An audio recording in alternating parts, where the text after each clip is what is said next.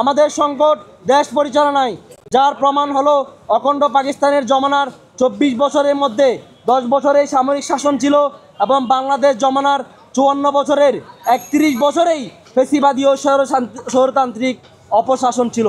যদিও আমরা বারবার ব্যর্থ হয়েছি, তবে এটি অনস্বীকার্য যে আমাদের প্রজন্মগুলো থেমে থাকেননি।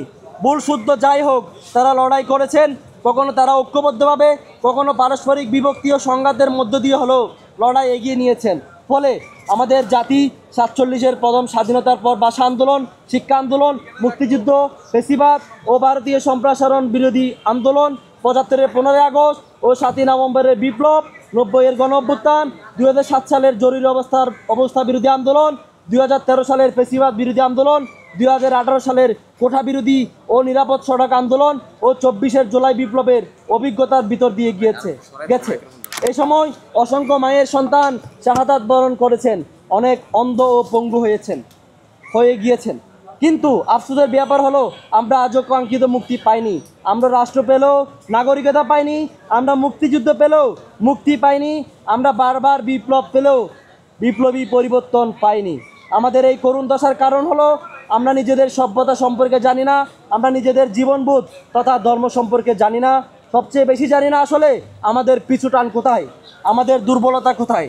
আমাদের পিছুটান হলো আমরা ব্রিটিশ ঔপনিবেশিক আইনি ও প্রশাসনিক ব্যবস্থার শৃঙ্খলা আবদ্ধ, অথচ ব্রিটিশরা নিজেরা বহু আগেই ঔপনিবেশিকতা ত্যাগ করেছেন।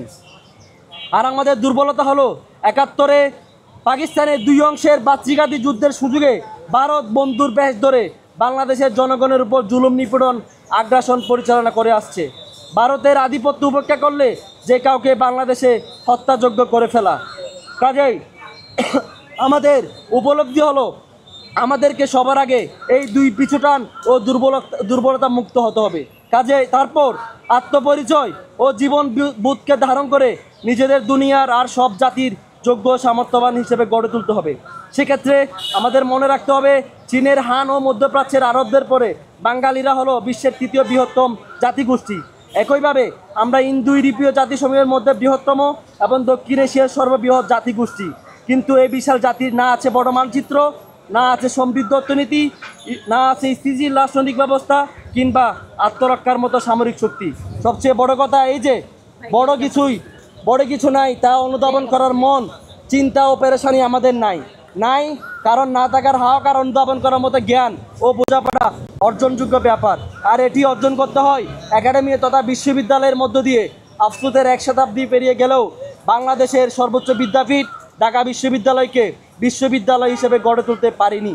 কাজেই ঢাকা বিশ্ববিদ্যালয় ঘিরে আমাদের সংগ্রামের দর্শন হলো, এখন ঢাকা বিশ্ববিদ্যালয় নিয়ে আমরা কথা বলছি, বাংলা সভ্যতার ভাগ্যহত ঔপনিবেশিত পরাধীন উত্তরাধিকারদের মুক্তি ও স্বাধীনতার লড়াইকে বেগবান করতে প্রতিষ্ঠিত ঢাকা বিশ্ববিদ্যালয়কে বাংলা সালতানাতের উত্তরসূরি পরিচয়কে ধারণ করে বিশ্বমঞ্চে শক্তিশালী নেতৃত্ব অর্জনের লক্ষ্যে সমালোচনামূলক অনুসন্ধান, প্রমাণভিত্তিক গবেষণা, একাডেমিক স্বাধীনতা ও মানব সম্ভাবনার সামগ্রিক বিকাশের নীতির আলোকে পৌত্তলিক, ফেসিস্ট, নিপীড়ক, অচল কাঠামো ভেঙে 21 শতাব্দীর মানদণ্ডে বুদ্ধিভিত্তিক, দুঃসাহস, অবিচল মেধাতন্ত্র ও বৈশ্বিক প্রতিযোগিতামূলক সক্ষমতার উপর ভিত্তি করে একটি আধুনিক, গতিশীল ও অগ্রগণ্য প্রতিষ্ঠান হিসেবে পুনর্গঠন করা।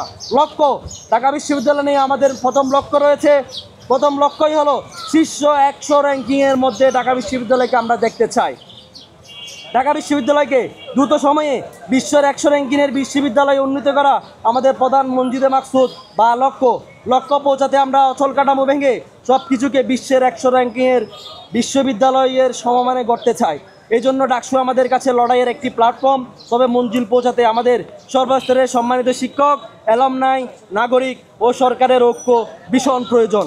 আমাদের বিশ্বাস আমাদের সংস্কার প্রস্তাবসমূহ ঢাকা বিশ্ববিদ্যালয়কে আমূলে বদলে দেবে, যার প্রভাবে সমগ্র বাংলাদেশে একটি শিক্ষা বিপ্লবের সূচনা হবে।